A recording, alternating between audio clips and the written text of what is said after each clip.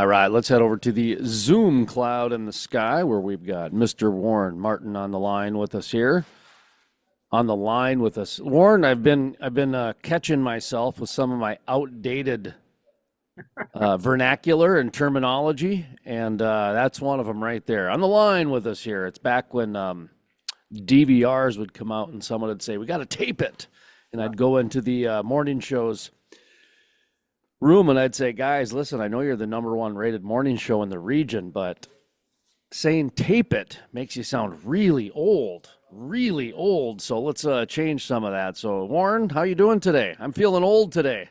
Well, let's go back to the tape and take a look at it and see how, doing good, doing good. Boy, I got to tell you, you and I normally do not text or discuss these episodes before we do this. And yesterday, as we were kind of lining this up, we just sent a text, like, "Hey, should we do it in the morning? Should we do it Sunday night?" And, surprisingly, like NFL games, people aren't just waiting by their computer for these reviews to come out like they do with NFL games and that sort of thing. But we did discuss a little bit of the show, and I thought we'd start with that because normally we don't do that. And as we're getting near the end, obviously we let some things slip out. I thought it was a weird episode, just weird. And the more I thought about it, the weirder it got. What was your thoughts on this? Well, I agree with you wholeheartly. And honestly, I came to a conclusion last night that I may be wrong, and I apologize to whoever supports this program if I offend them with these words, but I don't think Taylor Sheridan knows the first thing about the oil and gas industry. And I've watched a lot of his shows. I've watched Yellowstone. I've watched the prequels to Yellowstone, the 18 whatever it was, 36, the 1927 or whatever it was. I watched all of those. And all of those, he does a really good job of blending the building of the characters with what's actually going on. In Yellowstone, he brings in cutting horses, he brings in roping horses. They do roundups, they do branding. You see what's going on, and it's part of the storyline. And in Landman, this season especially, it's like he ran out of ideas for what we could include with the oil and gas industry, and it's just gone to straight character development. And we have oil and gas shots on the side that just kind of show it's still in the oil field, but it really is not about the oil field. And so I wrote a short list, if you don't mind me going through it real quick. Please do. One thing that he's nailed is relationships. I mean, there's a lot of relationships that turn into conflicts at times, that turn into really great opportunities, that turn into deception and everything. So he's got the relationship side of it. But the show is called Landman. And really, he's included nothing that a landman does that could have been, I believe, great content for developing those relationships, keeping it in the oil field. He doesn't talk, we haven't talked at all this season about regulations and the regulators. They haven't been a part of anything, and that's a huge part of the oil and gas industry and what the companies deal with, what the landmen deal with along the way. We haven't talked about the EPA or environmental issues. Along with that, we haven't had anything that talks about protesters, all things that oil companies regularly deal with and can be very, very entertaining if you were to put them on the screen. We haven't talked about politics and politicians, a huge part of the oil and gas industry. We haven't talked about competition for deals, which is what Landman, they work hard to put together a deal before they lose it. And then you got just the basic landman, the classic things that a landman has to deal with, where you got property owners with guns that meet you on the property and try and chase you off, where you have property rights and access to a property, and the conflict that oftentimes, and noted conflict, much more than a one-time shootout that lasted 45 seconds that we built a whole season off of. I mean, it's something that happens on a regular basis. And then you have family disputes over mineral rights where part of your family wants to drill, the other part doesn't want to drill, and the landman has to figure out how to negotiate that and get it done. None of that has been included. And those are regular things that the oil industry deals with on a regular basis. And things like that were included in Yellowstone. They were included in the prequels. The mayor of Kingston, they were included when it came to law enforcement and what happens in a prison. Those types of things were included. They're not being included on this show at all. Why do you think that is? There's I have a theory that they probably didn't get the amount of experts to be part of the writing crew. Like when we've interviewed Christian Wallace, co-creator, and he's like me. He didn't come from oil and gas. He came from the media.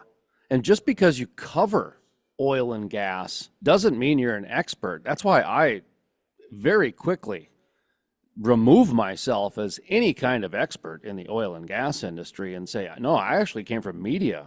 Agriculture is kind of what I grew up in. The nearest oil well was 9 hours away from our city.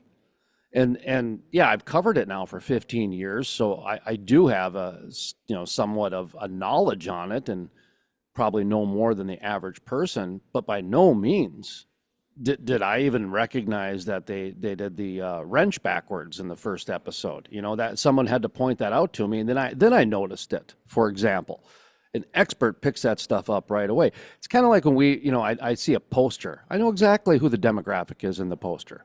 I don't expect an oil person to understand that. So I think there's a little bit, that's what's happened here. I don't necessarily think there's the industry experts as part of the writing team, Warren, because I agree with you. The oil and gas storylines have become B-roll. I mean, relationships are universal, and that's fine. And we've done our best to weave in how it impacts the oil and gas industry, which it does. But really, there's not much there. And the one thing that I took away from the episode, first of all, I was going to read you what Esquire wrote as their headline. I think they watch our shows because here's what they wrote. Landman, Season 2, Episode 9 is a hot mess. With one episode left, Taylor Sheridan throws everything at the wall. Spoiler, none of it sticks. So the way we talked about how last episode, it seemed like they threw a bunch of spaghetti against the wall, or 2 episodes against the wall. And I get it. They pivoted a little bit. They had to reset a lot of the characters. But the takeaway that I took from this was that there's 2 drillings going on now. You've got the offshore, which is proven, but not proven. And then you've got the Midland, which is along an old fault line, which only Jacob's maps read. And he believes that this is like now a true wildcat because everybody's disagree with him. He puts his foot down, just like Cammie put her foot down. So we got our power plays happening here, a lot of juxtapositions and symmetry happening. And that was my takeaway, Warren, was that I agree with you that this is not about oil and gas. And the part that they're trying to make about oil and gas is it's a gamble. That's it. That's the walk away about the oil and gas industry this season, is that if you get into it, hey, buyer beware. The investors are going to get you. The land's going to get you. That woman's going to get you. It's a gamble, baby. Might as well just go to the casino with the two girls and play the roulette wheel. What do you think about that? No, I agree with you wholeheartedly. I think that's exactly where we're at in this situation, and I think the producers of the show know that because if you look at the social content that they're putting out, I mean, on my feeds, my social feeds, there's several Landman things that come up, and the same thing happened in Yellowstone, same thing happened in other shows we're watching, but in Yellowstone and those. All of those roles, all of those reels that they put out were about the relationships, about the dynamics, about hot moments. For Landman, right now, all of the reels that I'm seeing that are coming out, They're about how they spent time with experts in the oil and gas industry. And there are clips of them being with these experts in the industry. And I think it is an effort to compensate for the fact that it's not in there. It's that expertise is not in the show. It's not a part of the show. It's not a part of the storyline. And I think they're trying to compensate for that through social media rather than through the show itself. Probably the most realistic thing, actually, the two most realistic thing came from the women in this episode. The first one was the DEI encounter, which we'll get to second here, because that was classic. And I've had that.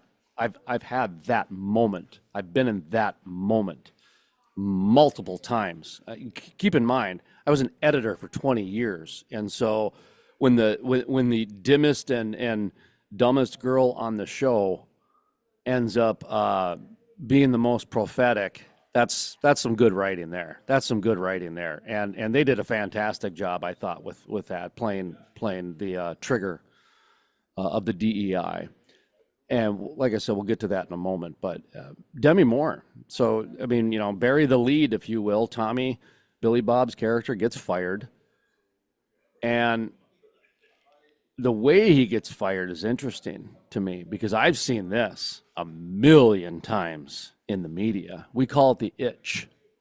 And you could see it with the podcasters over the last 5 years as they got, money to go do a podcast, and all of a sudden they start talking about how fun it is, and you can see their demeanor. And Warren, you've done radio a long time, and I'm not sure if you were self-aware of when the itch hit you or not, but it hits everybody. And it's that little itch of fame, and you start thinking that your opinions and your point of view is what everybody should hear, and your ideas are better than everybody's, and you can't listen to anybody else because that itch is just scratching and scratching and scratching. And in the media, we say it all the time. Oh, they got the itch right there. You can see it. You can see it in their eyes. You can see it when it happens. And it can be very devastating. It can also be very good if you're good at your job and that sort of thing. It can just like in football, So Demi got the itch. I don't know what they call it in the oil and gas industry, the rush. Tommy made a comment that, yeah, Vegas is built on that emotion. And that's the part that people with the itch do not want. They don't want a reality. They don't want a buzzkill. They don't want anybody with experience in the room. Get out. And I've been that person. I literally have been invited to board meetings because they know that I will point out the 5,000-foot elephant in the room, or the 5,000-pound elephant in the room, right? And I didn't know this till after the third time. I'm like, are you guys just hiring me so I'll point it out because none of you have the guts to do it? And they're like, yep. I'm like, okay, just make sure that check cashes. That's all I care about, that I guess.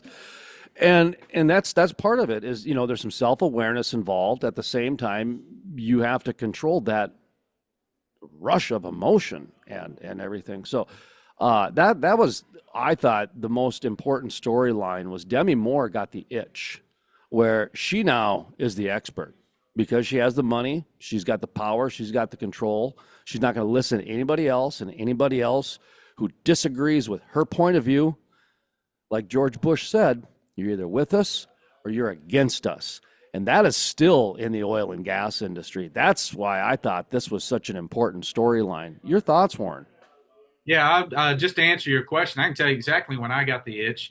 It was my senior year in high school. I was student body president, and we had an assembly for the transferring of the gavel to the next student body president.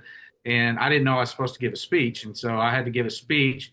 So I had written nothing down. I had nothing, and I got up and I gave a speech for about 5, 10 minutes and got a standing ovation at a high school assembly.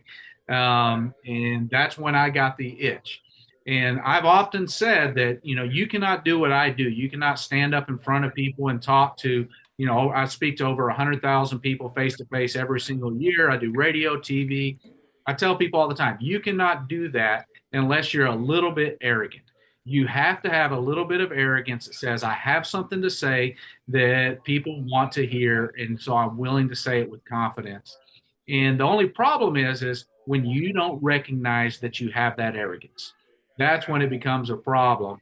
And I think that that's where Demi's character is right now, where she's got the arrogance, but I don't think she realizes that she's got the arrogance.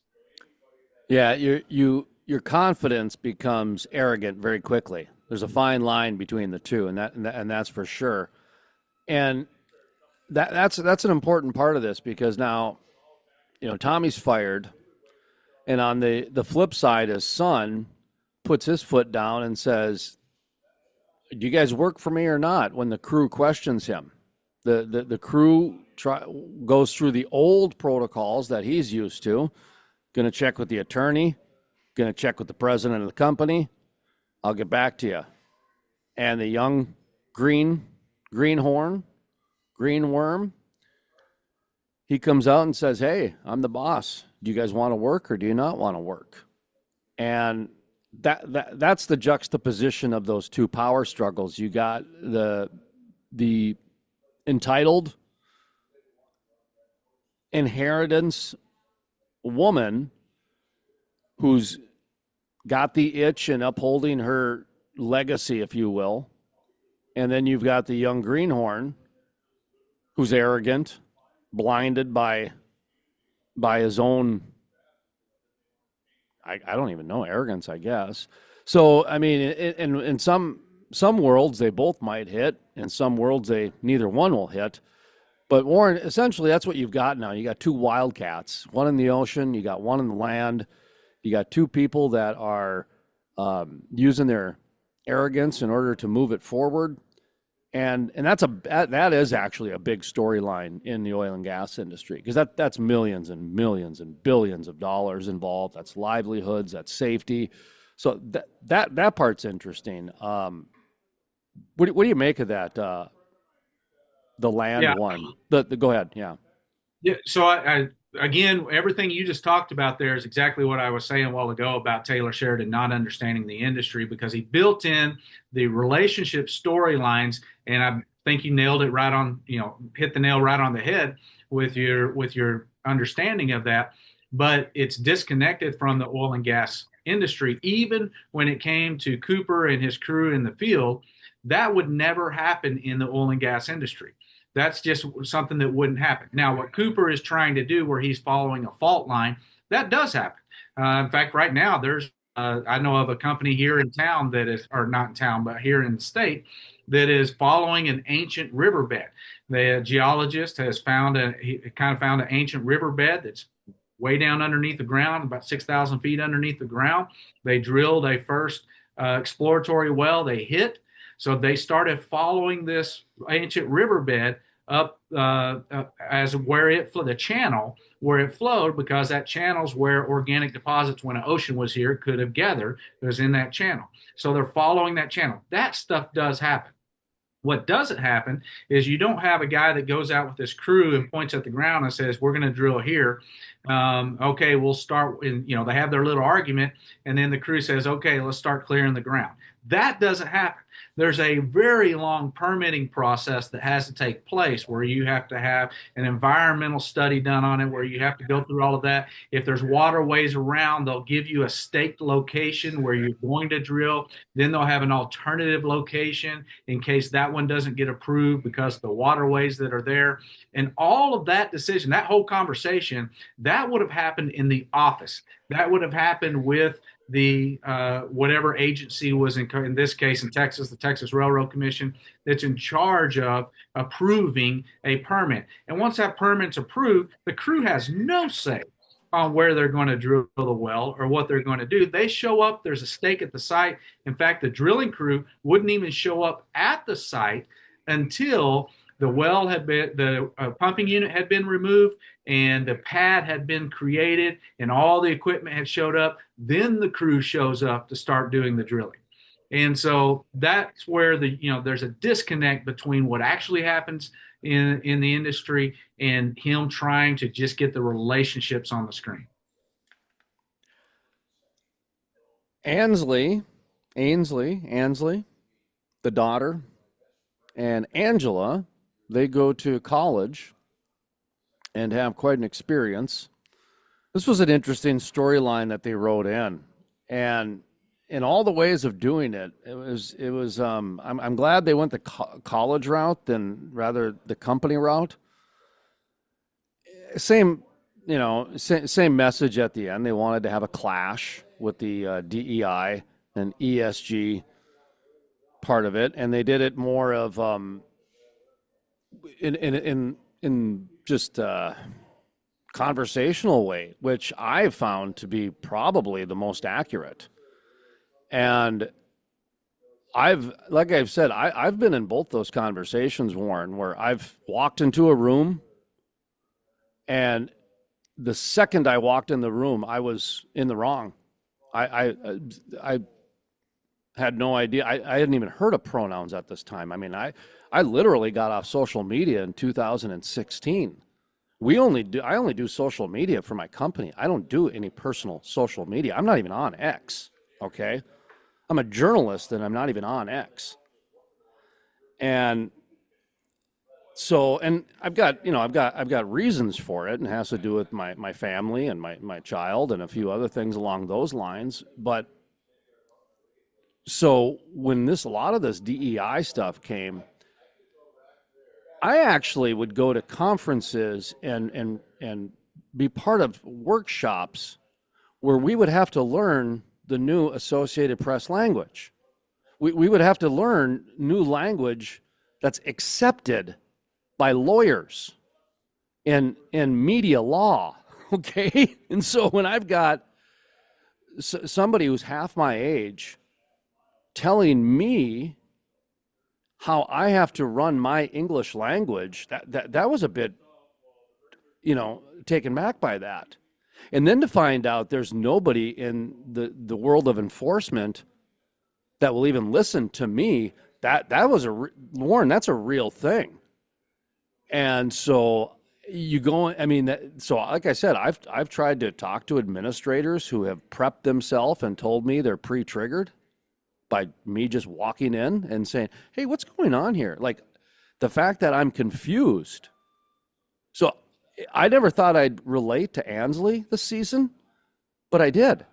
And so it took 9 episodes, but hey, we got her because she hasn't done anything all season. She hasn't done anything. She has literally been season 3 or something. I'm not sure, but what did you make of all that DEI stuff? Because it's extremely triggering, and I did think they handled it in a way that was probably the least triggering. I mean, even the person they grabbed had a ferret, and she had short hair and was a ginger. Every stereotype that you could possibly come up with, if you're in a writer's room, they checked that box, Warren. I mean, it wasn't subtle at all.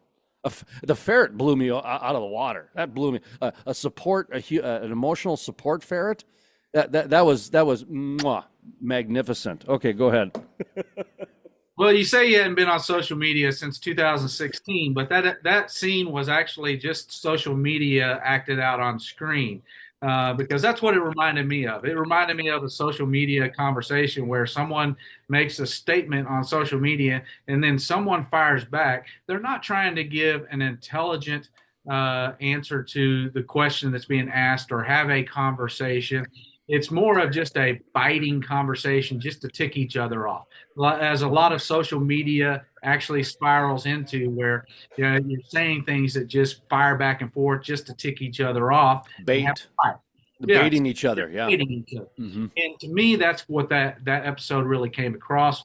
The two things I was kind of disappointed. I know Ainsley's character. I know she's an airhead. She's it doesn't understand the ways of the world. But I don't. I have 4 daughters. I have 7 granddaughters. I don't know of a girl in America that doesn't know what a ferret is. And so to write that in that way, it's again showing that she's ignorant, that she doesn't know what she's talking about. And then her argument was not about pronouns, was not about the issue of pronouns. It was about the English language and talking about the English language. And I really felt like it kind of showed the conservative view of the DEI view is really based in ignorance rather than understanding. And I was a little bit disappointed in that. I think it could have had a little bit of more substance, but there is a substance, there is a substantial position on both sides of the issue, and neither one of them really covered the substance. What I tried to do from that episode was because it's about narrative control. Like I said, even the administrator, she had to set the narrative by saying, "Oh, I'm just prepping myself to be triggered." Like hadn't even heard what came out of the woman's mouth yet, but she had to make sure. So to me, it was about overcorrecting. Like both sides are trying to overcorrect each other. It shows the polarization where we've come to where, and I've said this before, and this is probably one of the most controversial statements I've made, actually. But I stand by it. Um, when you can get a society to disagree on what a man or a woman is, you've really tore them down and are now rebuilding them from square. I mean, you're talking about X and Y chromosomes here, and if you can tear somebody down and rebuild them so they think like you, that's incredible. And even that triggers people. And I'm just trying to say some basic Tower of Babel type things. Like to me, this is like biblical now, because you're literally changing someone's soul to have them think differently than the way God intended. And so that's why I say it gets a little bit controversial. But when you are trying to rebuild somebody, if you can do it with what a man and a woman is, that's incredible, Warren. And people don't understand that depth of it, because there's a lot of psychology and manufactured consent that's involved with that. And so anyway, I not sure what direction to go on the DEI stuff because it triggers people. But go ahead, I hear you talking. Go. I will say that when it comes to Angela, that was the first time that she's had an outburst that I actually thought was very believable, because I think all of us have that person in our family, that somewhere in our family, distant family or somewhere, that their way of having a conversation is to just get louder and louder and keep saying the same thing over and over and louder until finally everybody in the rest of the family gives in to them, just so they'll stop. And that's Mm-hmm. what happened. That's what happened in that scene. And I think that was a very believable outburst by Angela. It was, and she knows how to use her power and when to use it. And I got a kick out of it where she calls Neiman Marcus and needs shopping support, because at the end of the day, whether it's shopping or cocaine, a drug's a drug, Warren. A drug is a Well, drug. and I think that was really important, because what you were saying about DEI, and again, that's where I think the substance really didn't get talked about, but it got thrown in there because you talked about the person in the dorm room and having an emotional support ferret. And Taylor Sheridan did a great job of showing that Ainsley and Angela are the exact same. Their emotional support animal, though, is shopping. Mm-hmm. And that was their emotional support. Because And poolside fun, yeah. yeah, and so he did do a really good job of showing that both sides kind of did the same thing, and both sides, neither one of them wanted to give. They both wanted exactly what they wanted, but they were on opposite sides. They both had an emotional support element that was included in that, and so he did a really good job. But the dialogue never did cover the substance. It's interesting. I last year, it's a year and a half ago, about 2 years ago, a year and a half ago, I did some consulting with a media company, and they had a whole new initiative they were trying, and they were working with this group, and they were in the, in a rural area, very, very red on the political map, and they couldn't understand why it wasn't getting any traction. And I said, well, I find it interesting that in a very, red state, or at least outside of the main cities, I go, you're pushing a DEI program. And they all looked at me, the owners of the company, they all looked at me like, what are you talking about? I said, well, what do you mean? I go, you guys are doing this DEI program and you can't understand why no one will support you? And they had absolutely no idea. I had to show them the organization that they chose to work with, or that their person chose to work with, right on the website, flat out advertises that they help companies become more DEI, and they got, money from whatever administration was in at the time and did it, and all these different, and these are the owners of the company. They had zero idea. All they saw was that it was a way for them to produce revenue. And and then of course the quick glance over looks really good, and then when you start getting into the details, that's when people are like, whoa, I guess I'm not, no, I guess I didn't agree with that. Yeah. And that stuff, as soon as people start having to pay for things, they start acting a little differently.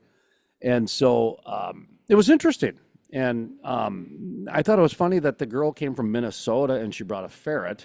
We don't really have a lot of ferrets up here. We got martins, we have weasels, don't have too many ferrets. Oh But yes, you do. You have tons of ferrets. Every single pet store in well, up yeah. there probably has ferrets, and that's why I'm saying I don't know of any girl in America that doesn't know what a ferret is, because all of my girls wanted a ferret when they were growing up.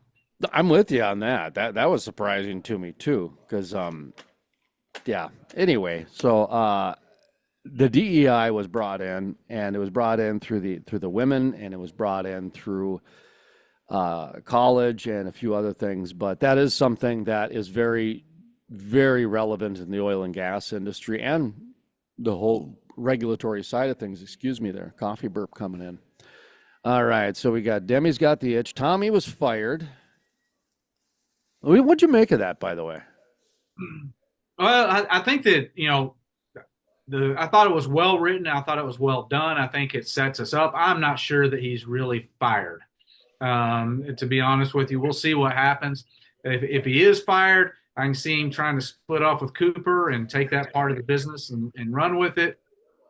But I think it may have been just Cammie's way of trying to light a fire under him and get him on the same page as what she wanted to do. We'll see, because he didn't leave.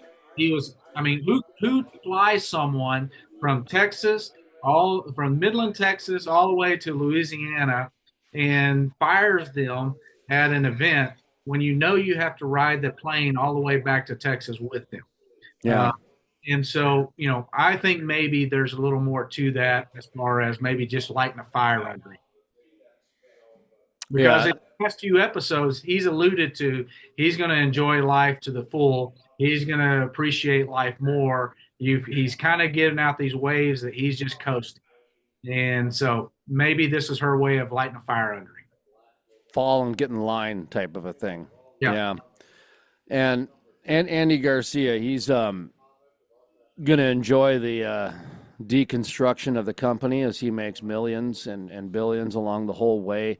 I find his character one of the more interesting now, because he's apparently the most honest person on the stage, or on stage, I guess, on the screen, and they're just going to ride it into parts, break it down into parts, and sell it out. And Demi thinks they're going to strike oil. The Aussie with the mullet thinks they're going to strike oil, but the people with the money, they don't care. So they kind of are going to make money either way, I think. But they're kind of hoping that the thing doesn't work, so they can.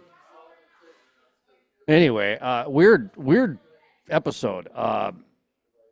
The Sam Elliott thing is weird. That's just weird. I I think a lot of people are expecting them to hook up, but a lot of people don't want them to hook up because it's too weird. But the chemistry seems forced. The storyline seems unnecessary, and the part I don't like is we've talked about this before, Warren, how the younger generation, they don't like this.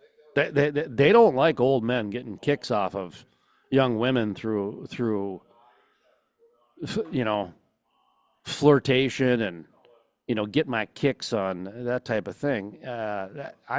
What do you make of the Sam Elliott storyline that's going on?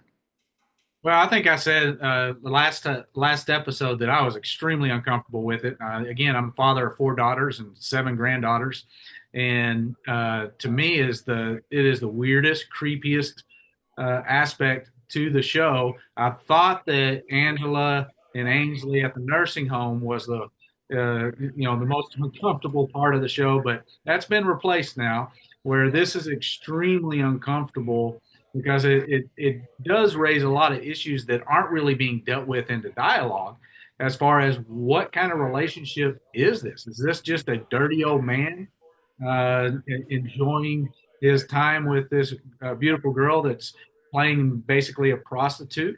She's not having sex, but if she came in and elaborately undressed in front of him, right in front of him, and getting paid to do it.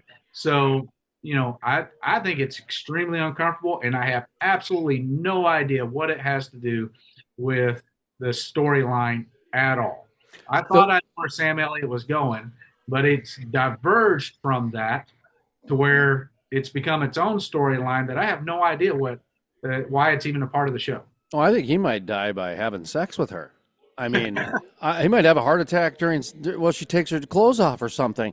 It's so weird, Warren, because Well, I think you might be. I think you might be closer on that than what we've been on our predictions. Uh, yeah. this because we just talked about how all of our predictions about how Sam Elliott was going to die had to do with the oil and gas industry, and we've just decided this is not about the oil and gas industry anymore. So I think that's probably a closer guess. I after this last episode, that's my new front runner. That's the even money runner right there. That there's here's my issue with the Sam Elliott storyline is this happens a lot, and this might upset some people, but hear me out here because I'm trying to be observant and I'm not trying to be biased. Sam Elliott has done everything in his power to remove himself as creepy old man. When he was talking with the neighbor, he tried to remove himself from the conversation, and she brought him back in and complimented him. This physical therapist and stripper, everything that she is doing, she's baiting him. She's to where he flat out said, if I was 30 years younger, I'd chase you around like a June bug. She pried that out of him. And so the way that he's being baited, and you said it earlier, dirty old man, that's the part right there where he, in my mind, he's not. He's trying to remove himself from that. But because as soon as you put an old man with a woman like that in the same picture, in the same room, done. It's automatically. He's already got the role, and she's already the victim. That's the part I do not like, and that's the part that I'm seeing in this. And I think that's anyway, the part that makes it creepy. yeah, The yeah. part that makes it creepy is, But not for the reason that everyone thinks. Is it for me? The part that makes it creepy is the way they're setting the old man up. but that, I agree with that. Is that what they're doing? Are they setting the old man up from the standpoint of, from our perspective, looking back at history, men, unfortunately, have oftentimes fallen to that. It's not my fault. It's what she wore. It's her fault. It's the way that she was acting.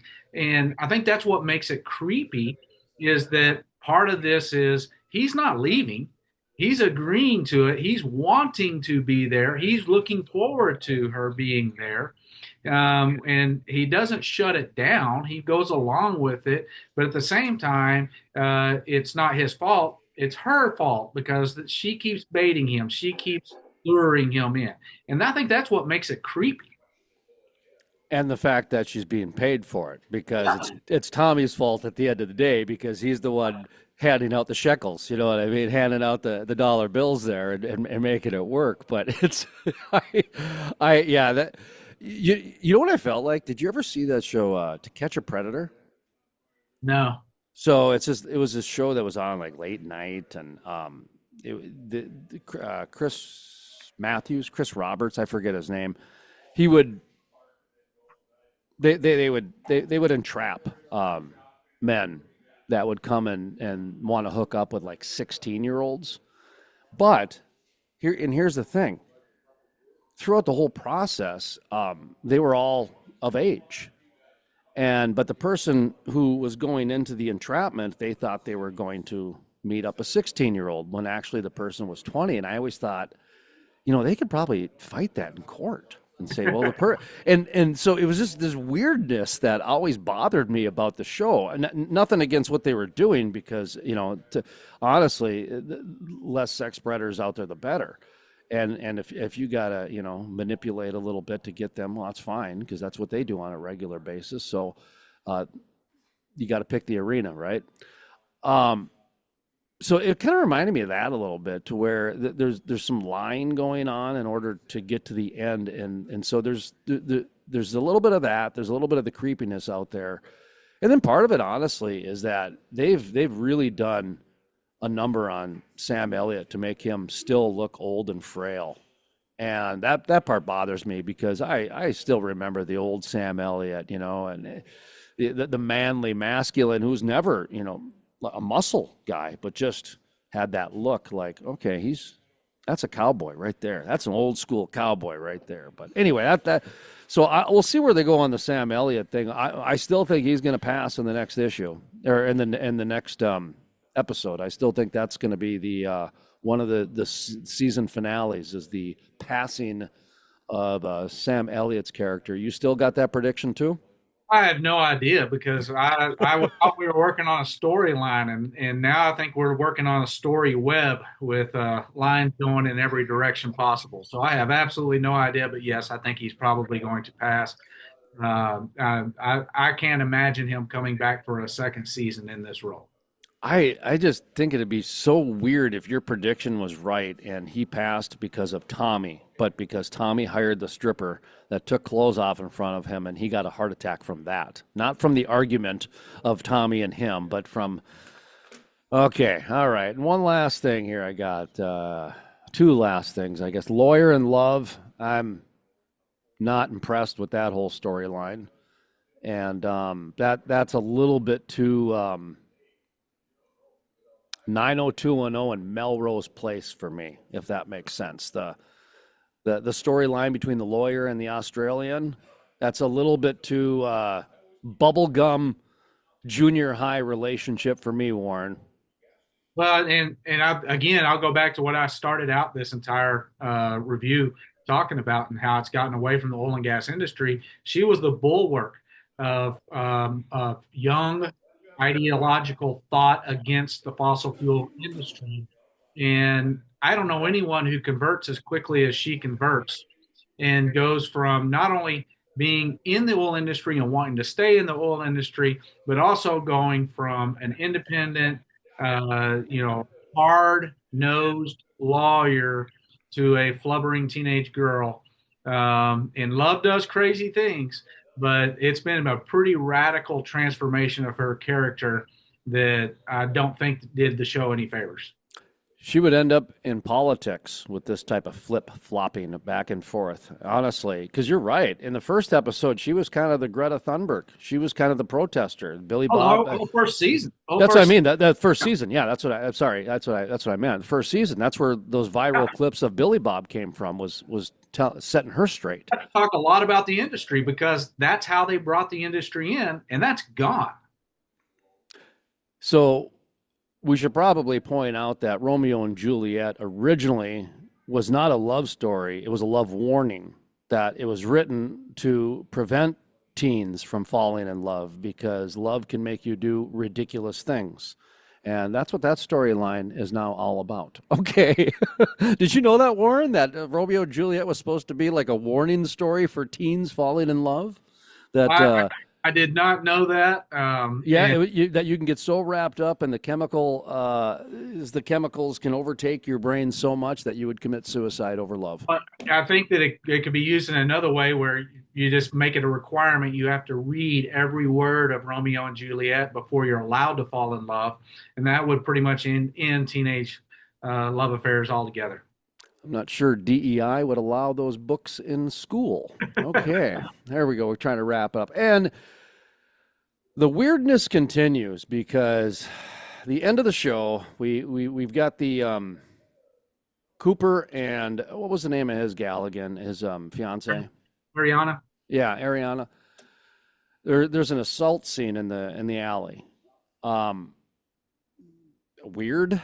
Like, okay. I guess is this a way to introduce storyline of sexual assault in the oil and gas industry, or is this just back room in a bar? Like it could have been in Buffalo, New York, or and then Jacob coming out and punching and being told to stop and continuing to punch. So they want to make sure everybody knows that Jacob has a lot of inner rage percolating, whether it's with the crew, we're going to drill here, or it's punching a guy to show his wife's fiance's honor, old school honor, if you will. Weird alley scene. Sexual assaults never make me comfortable to begin with, and this was a very uncomfortable scene, and I'm not sure. Well, we'll find out. I mean, that's why it's a cliffhanger. That's why it's an end of the episode. But what was your takeaway from that? Yeah, of course, the guy that's being portrayed is the guy that she threw the glass in his face, and have been banned from the bar. Like I said, I have four daughters. Most of them have waitressed or been a bartender at some point, worked in a restaurant environment, and every single one of them has had an instance where a male was inappropriate with them, had too much to drink, and was inappropriate with them, and then tried to stalk them for a short time. And so I thought that was a pretty realistic storyline. The idea of a guy, in of course the bar, I believe is in Odessa, and he gets banned from the most popular place for oil executives to go and oil people to go, and how that can become an obsession for him to get her back, and make her pay for what she did to him. And so I saw it as it was very uncomfortable to watch, very uncomfortable to be a part of. Jacob's response, I think, was really interesting coming in because they've been struggling with, is he going to let her live her own life and do what she wants to do? And he's kind of had a couple warnings about how hard it is to work behind the bar, and she actually kind of foreshadowed this coming earlier in the episode when she said behind the bar is not too bad. It's on the other side that things get bad. And so, I think it's going to be interesting to see how does this change Jacob's character, because up to this point, he's been the Boy Scout. He's been the perfect Boy Scout. And so how does this impact his character going forward? It'll be interesting. The stalking and the revenge and the hurt ego, if you will. And I go back to where I'm probably the more realistic is the person that they made as the predator, meaning it's not your stereotypical construction worker doing the cat calling. What we found out through the years, in my experience, is that what I grew up on in the media was the construction workers were the ones doing the predatory cat calling, according to the media. In my experience, they've been the ones saving the person from that type of white collar, untouchable, I'm just going to throw my money around and get what I want. And that's what that character was in my world. That's who I saw that predator as, that C-suite white collar executive that's used to being able to throw his money around at whether it be a waitress or whether it be whatever, a coworker or whoever, to where they get what they want through their pocketbook. And when they find someone that doesn't allow that, especially when they're a waitress, to be paid to accept money, I see them reacting the way he did. I think that, yeah, I think that was a real storyline. It was weird. The timing of it was weird. And that's why I think Esquire and their, when getting back to our original beginning part where we talked about Esquire's throw everything against the wall, that's what I think they're getting at, was that there was so much in this episode when there's only one episode left that too many new storylines were started. And there's too many that are still out there. And I'm not sure that the average person can juggle that many things, but with season 3 already signed, I get it. They're already writing and acting for season 3, so they're well beyond what we're talking about. But you've made the comment about the untouchables.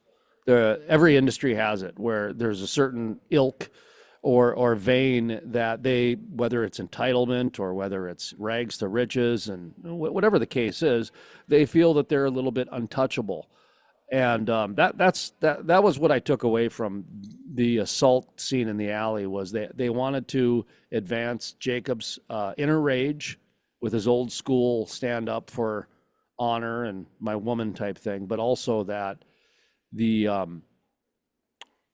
rig people, they're not the predators. No, it's more of these guys with throwing money around and that sort of thing. But anyway, what was your thoughts on that? No, I agree with you wholeheartedly. I mean, if you remember back to the first season when Ariana's husband died, Cooper showed up. It was actually the rig hands that came to her defense and tried to line Cooper off. And so, I think that it's been my experience as well that those people who live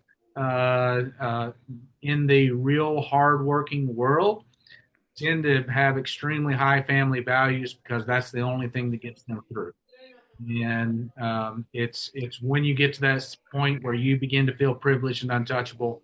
That's I always said when the internet came out, I worked in a lot of churches, and I always said, the biggest problem with the internet is it's the one place where you can completely lose your identity.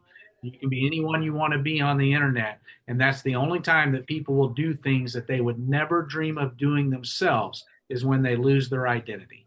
And so I think that, with privilege, a lot of times we sometimes lose our identity, and that's when we start doing really bad things. Episode 9 was titled Plans, Tears, and Sirens. Sirens, I guess, would be the women sirens from the old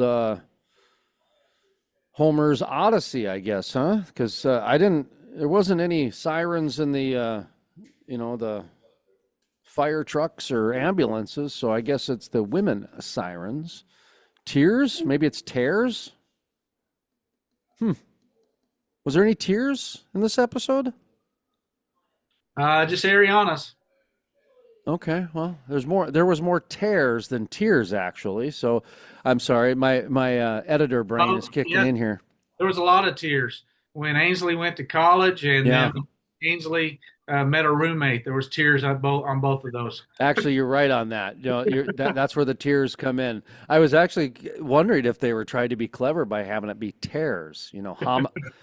Is it homonyms? Yeah, my favorite game show. Which homonym is it? Is it? Oh no, it's the other one. Sorry, it's not stare. It's stare. It's not pair. It's pair. Okay. Best game show ever. Guess the homonym. It's always the other one. So you never have to give anything away. Okay, so there's like 2 people that caught that joke. Well, that's all I got here. I don't have anything else in my notes here, Warren. So we're down to the season finale, and my prediction is there's going to be some sort of cinematic explosion with either the offshore or the onshore, I guess, or the on the land or on the shore. So I'm going to go with the onshore. I'm going to go with Jacob's crew is going to have an accident, and it's going to be the dude that was retiring, the crew captain, gentleman that got the watch. I think he's going to be a casualty in the final episode, and I'm changing my Sam Elliott prediction to heart attack with the stripper therapist, with the physical therapist. I still think that's now, like I said, that's even money in my world now. Go ahead. What do you got for final predictions? But it's hard to figure out what the storyline is because this episode cast a story net. It went in every direction and just, it caught everything. But going forward, I'm going to disagree with you.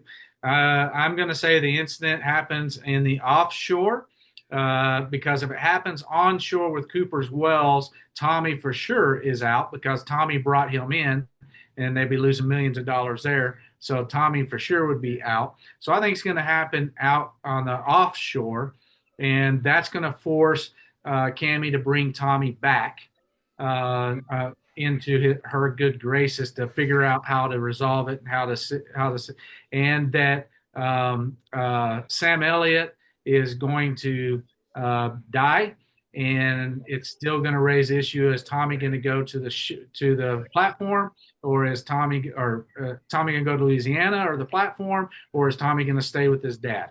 And he's going to have to make a decision between those two. He's just going to pass while he's floating on the water, isn't he? I mean, that's what they kind of foreshadowed, and she's just going to be holding them, and he's just going to.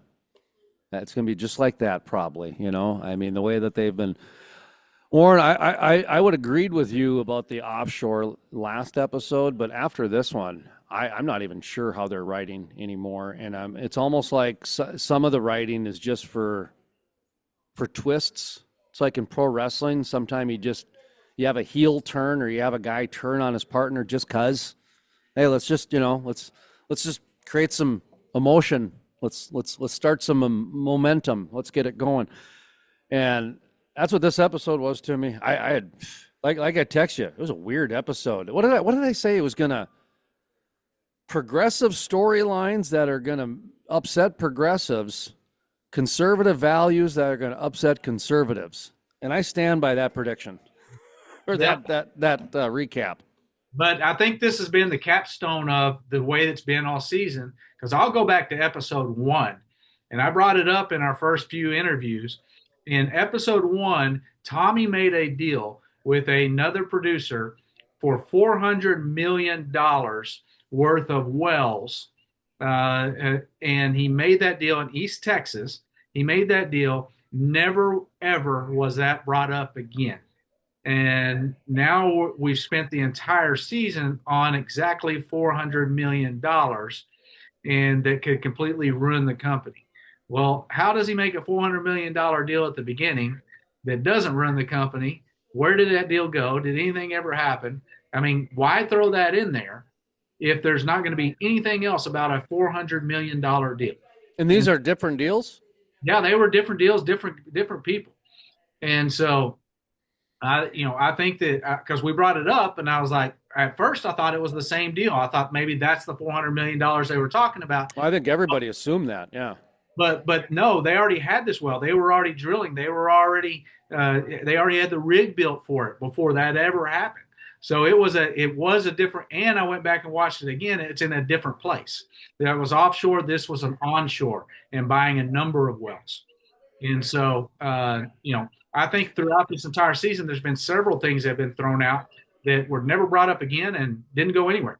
And this offshore well with the lawyers showing up and trying to be placated and validated. Now, this is separate than the insurance settlement for the accident, correct? That's a whole other lawsuit, correct?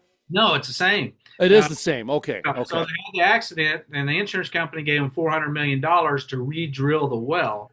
But they Okay. never re-drilled the well. So the insurance company is coming after them for insurance fraud for taking the money to re-drill the well. Kind of like getting insurance to put a new roof on your house, but you don't put a new roof on your house. You go on Yeah. vacation instead. And that's what it looks like the company did. And so now they're having to come up with their own funding to do the $400 million to get the insurance company off the back.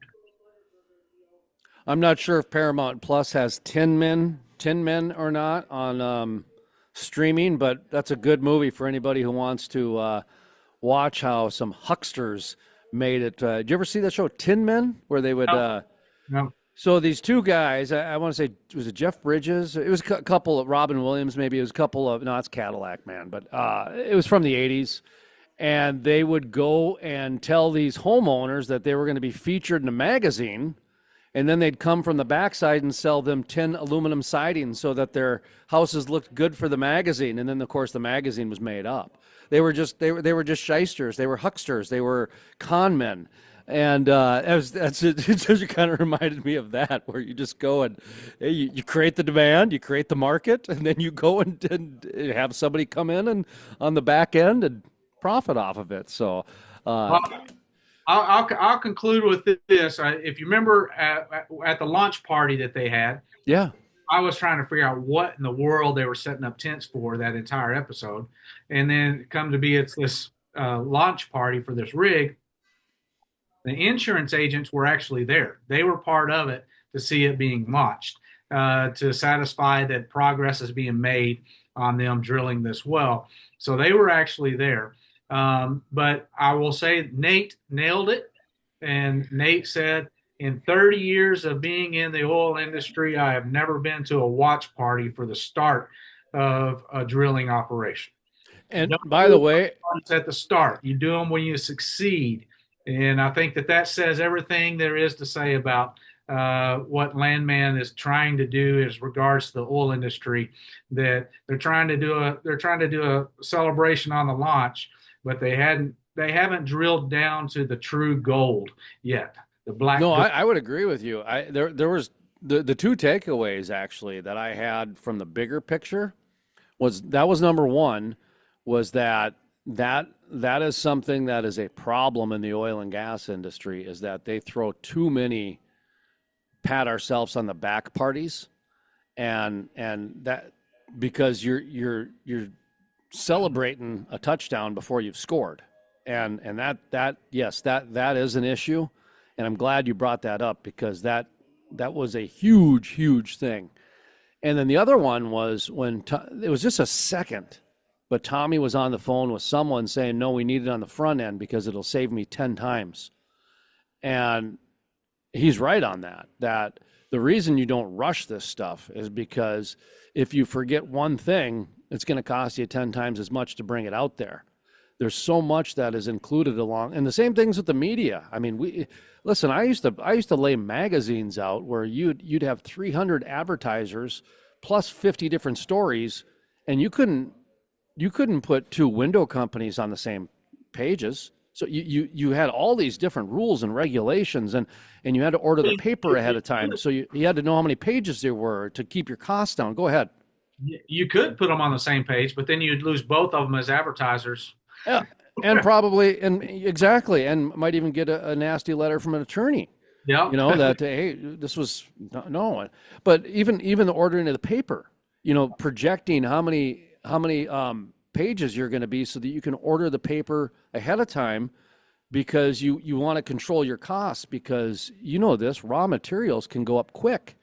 Just ask all those diesel truckers what happened to the price of diesel 3-4 years ago when all of a sudden it doubled in a month. Well, look at the oil industry and the price of steel, the price of parts. Perfect. Yes. Right now it's outrageous. And so yes, that's exactly right. And so I that whole scene was just weird for the it was, but it showed you the difference. Why would you front load tens of thousands of dollars to throw this party, hundreds of $1,000 because they flew out there in jets, hundreds of thousands of dollars to throw this party and add that bill to the front end when you don't know if you're going to have success or not? I thought they did a great job of showing the different industries there, because you might not like it and I might not like it, but Demi Moore is now the C-suite industry. She is the executives, and what they did is they're trying to show how detached a lot of these C-suite executives are becoming with their own staff to where they'll fire them, to where their rig hand was just there for the alligator po' boy. He didn't care. He didn't even look at the rig. He just wanted the food. That's real. That is real.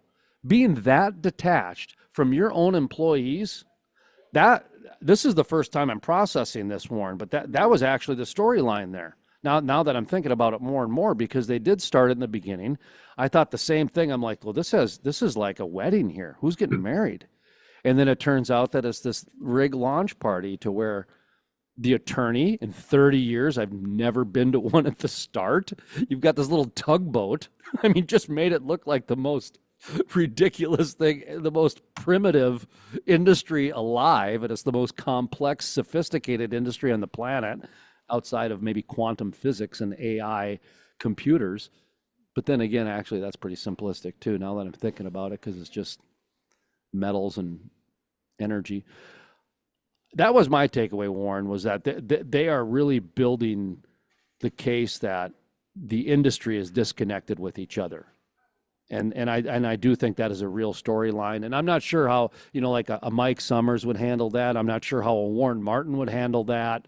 I'm not sure how, I can't remember who's in charge of the Texas Oil and Gas Association now. I apologize, guys. I was going to say Wayne Christian, but he's a regulator, so who cares? They're not supposed to have opinions. But to me, right? Wink, wink.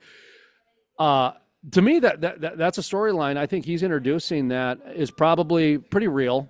And that's, again, any industry. You can go outside of oil and gas, and it's the same in agriculture. It's the same in media. It's the same everywhere else. You've gotten to a point now where a lot of the executives, and John Kerry, no, not John Kerry. Who was the guy who was cheating on his wife when she had cancer? Edwards? He used to say, he was some guy who ran for president. Edwards, I think was his name, and he talked about two Americas. There's two Americas. And you're starting to see that in industry. There's two industries. You've got your executives, and then you've got your laborers. I don't know if you want to handle that or not, because that's an area where you probably don't want to get too politically involved with it. But, an observation is an observation. Nope. Okay. Not touching that one. Warren's like, had nothing to do with the show. I don't know anything about that. Okay. Hey, how about that Ansley character, huh? How about that Angela? So anyway, well, Warren, we got one more left to go, and then we're all said and done. So, all right, we got our predictions in, folks. We'll be back next week on that controversial ending.